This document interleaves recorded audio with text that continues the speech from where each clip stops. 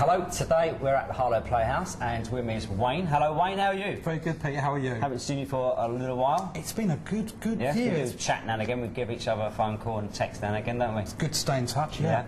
Last time you come to Harlow, last year, we did the On the Streets with Wayne Isaacs and we walked around up here in the town centre.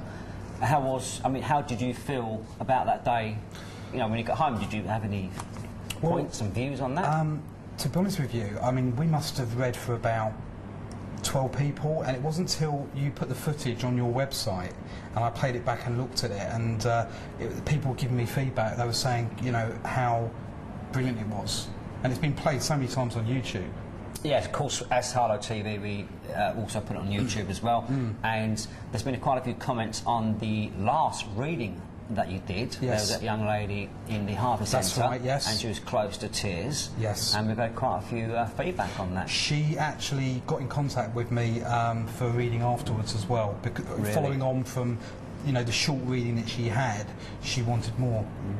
And I think she recommended me to quite a few of her friends and family as well. Yeah, I think Harlow TV should get a bit of commission on that as well. Come on, Rob. Yes.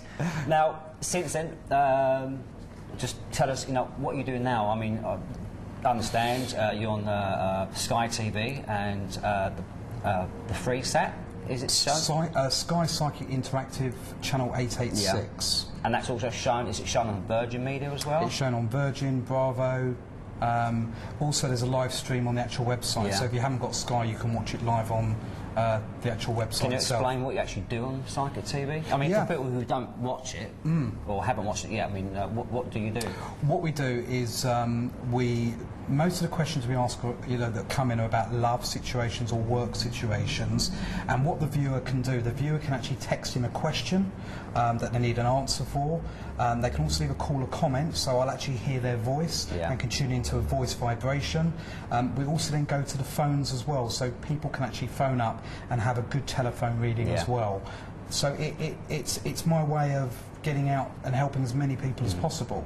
And I always said to myself, because obviously I was working full time, and I said to myself, if the demand was out there and people really wanted to, you know, need my service, I would give myself fully. I would give myself fully to the public, and that's what I've done, because the demand is there. So, you know, it's all about helping other people. That's the way I look at it. But you've got to do it like, put all your heart and soul into 110%. I have seen you a few times on there, and because when you look at the TV screen, there's boxes on the right-hand side. It looks like the beginning opening to the Brady Bunch, because you know, the Brady Bunch had like the 6 or 9 boxes, so you're up there in a little box. But obviously you're somewhere in the studio and on camera. But no, I have seen you on there. I've been flicking for the channels, and you know, have you texted in yourself? No, because I can just text you directly. You can too, yeah. And get the reading. Right, I've got a few questions here that I made up earlier. I mean, so how did you start as a psychic medium? I mean, how old was you, and why did you know? I'm going to be a psychic medium. It's not something, you know, that's not a career choice I looked at. Yeah, no, you know, good question. It wasn't actually something that I thought I would be doing. I lost my mum in 2003. I then joined a spiritualist church. I sat in circle for a bit. I always had this gift, but I never actually fully understood it. I never thought that I had the gift. I was in denial for quite some time.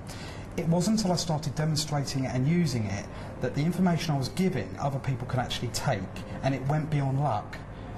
So, you know, the stuff and information I gave people was beyond luck. It was beyond myself.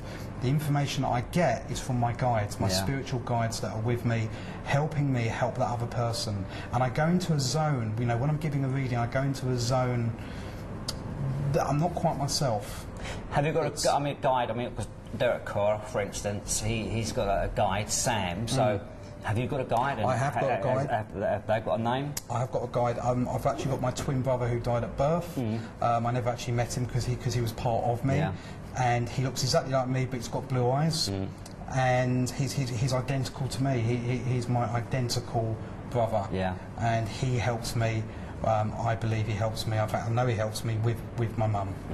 And I mean, some of the viewers might be wondering now, it might be a bit of personal question, but with your mum, can you talk to your mum? I can't talk to my mum. I know she's around, but I do believe that the messages from my mum are more, she comes through to help other people.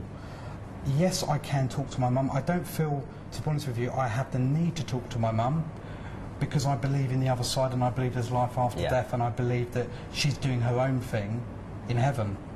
You know, she's busy. Yeah. So, you know, I don't really have the urge or the need to be in contact with her. But, you know, the love is still there and the connection is still there. You're going to meet her again one day anyway, aren't you? Absolutely, So, yeah. let's see if you go upstairs. Hopefully you don't go downstairs. Haven't been a naughty boy, have we? There's no such thing as downstairs. No, I hope not.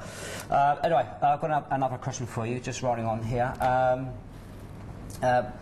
What's the most, you know, in memory, I mean, what's the most reading, you know, that you remember the most?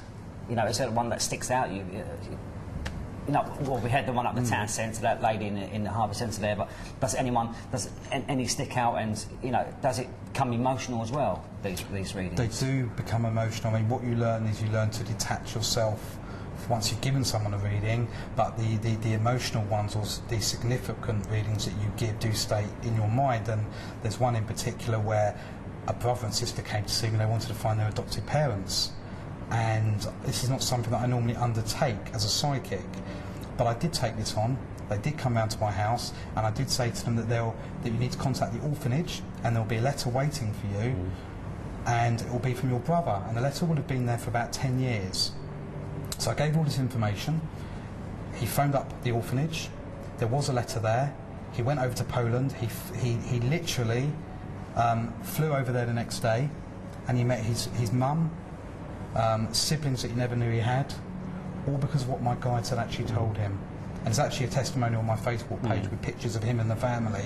That has got to be one of the most touching readings I've ever done.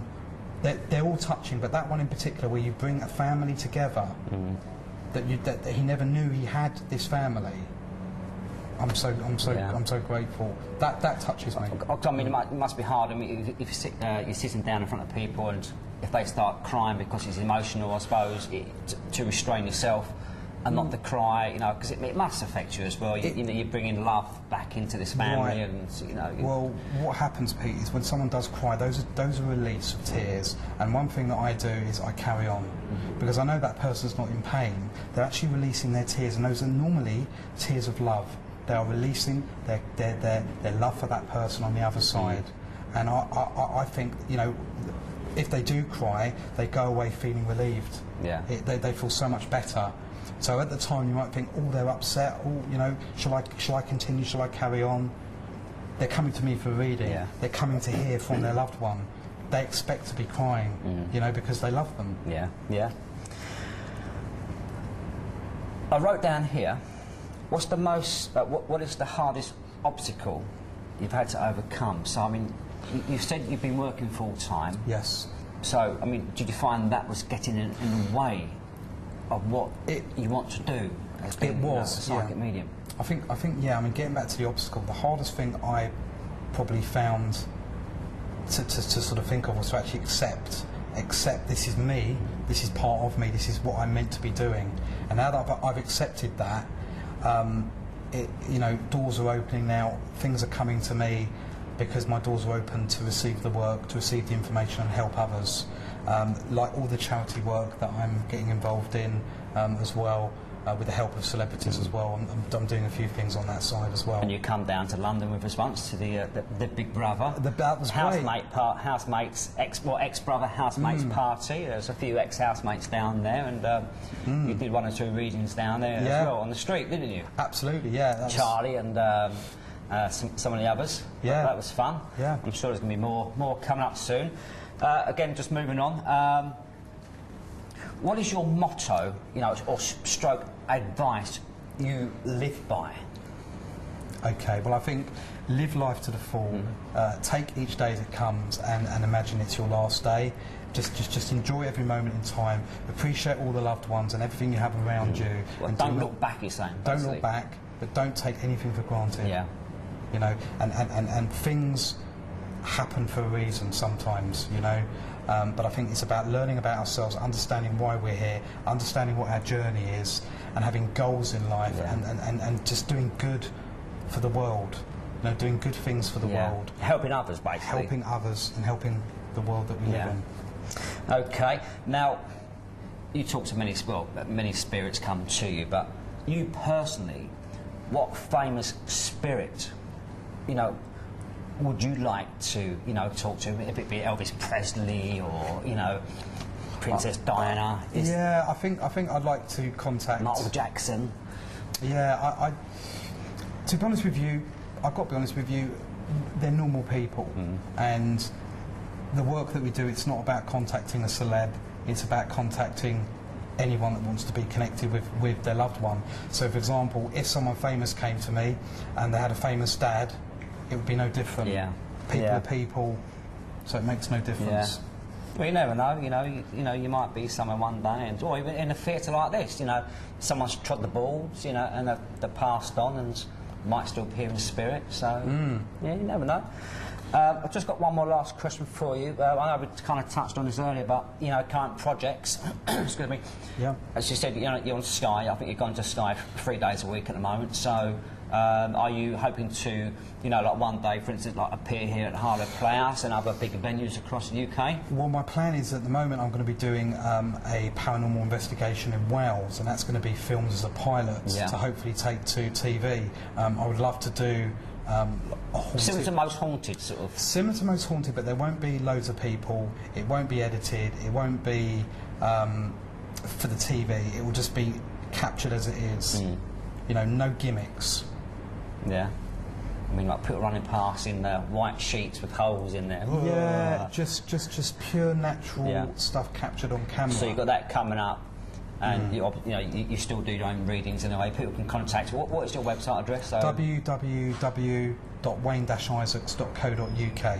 And Isaacs, and you just spell your Isaacs. ISAACS. That's it. And also you're on Facebook. You've got 1 or 2 profiles on Facebook. I've had to do 2 profiles because my first one's been maxed out. I couldn't add anyone else. So because you did a recent reading recently on phone to Lee Ryan from Blue, Lee Ryan, the lead singer from Blue, and that was from Facebook. He'd actually phoned me up from Miami. I couldn't believe he'd called me all the way from Miami. I won't get into the full details of the reading, but one of the readings, what came out was, I see you having a tattoo on your arm, and he said, "Oh my God, how do you know that? I'm having a tattoo done later on." Oh, and he freaked out. I said, "Well, don't be freaked out. You've called me, you know." No, actually, I called him. He gave me his mobile number. I called him. He said, "You know," oh, I said, he goes, "I must have a reading when I get back in the UK," and he's probably going to do that as well. So yeah, he's a really nice guy actually. Yeah. You know, just a normal, down-to-earth bloke. You know. Yeah, yeah. So viewers, if you want to read him, Wayne Isaacs. We're going to show his website on the screen as well. So contact him or join him on Facebook. Just search Wayne Isaacs, give him a call, and he'll come round and have a chat. Anyway, thank you very much. Thank you, Pete, for interviewing me and taking the time. You're most welcome. Very appreciated. And I'm sure we're going to see you, you know, much more of you, either on Harlow TV or on regular TV. So good luck in your future. Thank you so much, and thank you for having me. Thank you. You're welcome. Thank you.